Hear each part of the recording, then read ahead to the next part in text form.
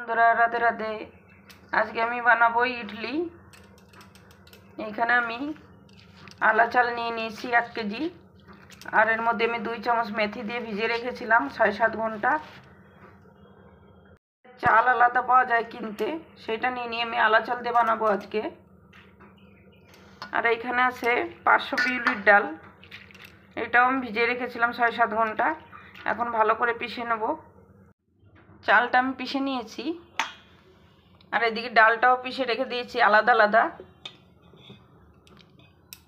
আর এটা পেস্ট করার সময় এর মধ্যে হালকা একটু গরম জল দিয়ে দিই।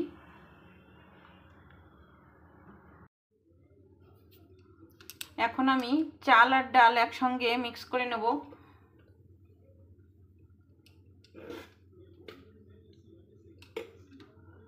ইডলির ব্যাটারের মধ্যে আমি দিয়ে দেবো 1 চামচ লবণ, আধা চামচ চিনি। এখন আমি এটা ভালো করে মিক্স করে নেব। এখানে আমি বড় একটা বর্তনে ব্যাটারটা নিয়ে নিয়েছি, আর এটা আমি 5-6 মিনিট ভালো করে মিক্স করে নিয়েছি। এই ব্যাটারটা একই ডাইরেকশনে ঘুরিয়ে ঘুরিয়ে মিক্স করলে এটা ইডলিটা ভালো ফুলবে।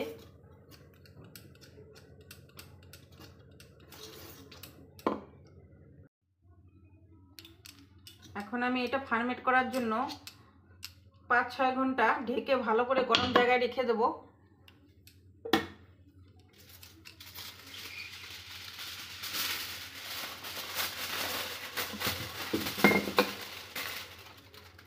দেখো বন্ধুরা, 6 ঘন্টা পরে ইডলি ব্যাটারটা ফুলে ডবল হয়ে গেছে। আমি এখন এই ইডলিটা বানিয়ে নিচ্ছি। পুরোটা দেখাতে পারলাম না, আমি আগে কটা বানিয়ে রেখেছি। এই যে এই কটা আমি এখন বানিয়ে নেব। আমি ইডলির প্লেটে ব্যাটারটা দিয়ে দিয়েছি। এখন আমি এগুলো ভাপে বানিয়ে নেব। তার জন্য আমি জল গরম বসিয়ে দিয়েছি। এই দেখো, এখানে জল গরম করে নিয়েছি। এখন এর মধ্যে বসিয়ে দেবো প্লেটটা।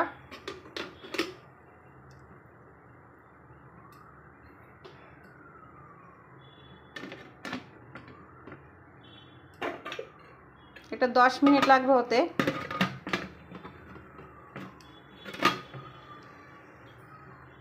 10 মিনিট পরে আমি দেখবো ইডলিটা কেমন হয়েছে। দেখো, ফুলে গেছে পুরো।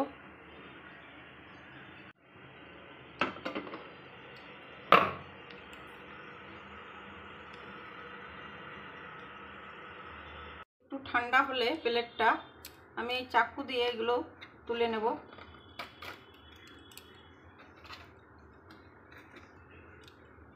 এই দেখো বন্ধুরা,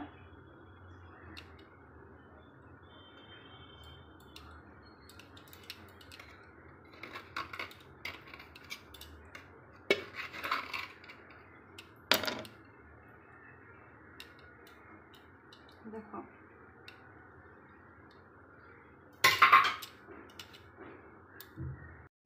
আমি এখানে ইডলিগুলো প্লেটে সাজিয়ে নিয়েছি। এখানে আছে সাম্বার ডাল, নারকেলের চাটনি। এটা সাম্বার ডাল বন্ধুরা, আর এটা নারকেলের চাটনি বাদাম দিয়ে করেছি। কার কার পছন্দ বলো ইডলি।